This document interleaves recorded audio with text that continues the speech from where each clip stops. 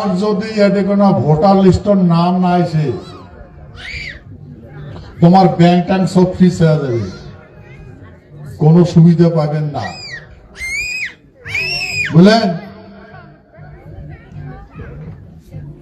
গৃহমন্ত্রী কইছে detention camp বানাবে, অর্গানাইজারদের নাম উঠে নেই উনি রাখবে, তারপর প্রমাণ করবে তোমরা কোন দেশি না এই ঠেকার দেশি।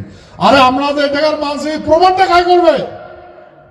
যেগুলার হাতত খাতা কলম ওলে তো বাংলাদেশি, ওলে তো পাকিস্তানি, ওলে মানুষ তো পাকিস্তান থেকে যাচ্ছে। ভারতবর্ষের রাষ্ট্রপতি পাকিস্তানি,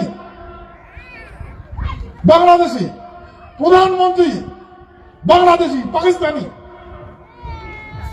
রাজ্যপাল পাকিস্তানি বাংলাদেশি, পুলিশ প্রশাসনের প্রায় মানুষই বাংলাদেশি, লিডার গুলো সব বাংলাদেশি। তাহলে আমার প্রমাণপত্রটা কাজ দেখবে? সংবিধানে কয়া আছে, ওই সংবিধানের চেয়ারটা কাজ বসবে। বাংলাদেশি মানে কালকে দিনে বাংলাদেশকে বলছে যে উয়ার হাতত কলম, উয়ার হাতত খাতা। প্রবলেম আছে না নাই ভাই? প্রবলেম আছে না নাই? তো তোমার এলে যখন দরকার নাই, ও তামাকের পক্ষী সত্যান, তামাকের পক্ষী সত্যান, শুধু জীবন যাপন করো।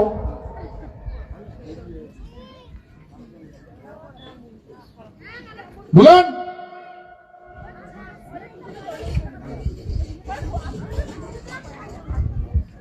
তাহলে কাজ আমার খবর করবে?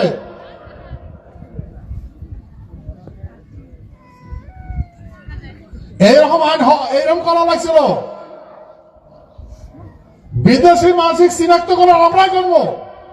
কায় বিদেশ থেকে আসছে, কায় বাংলাদেশি, কায় রংপুরিয়া, কায় পাকিস্তানি।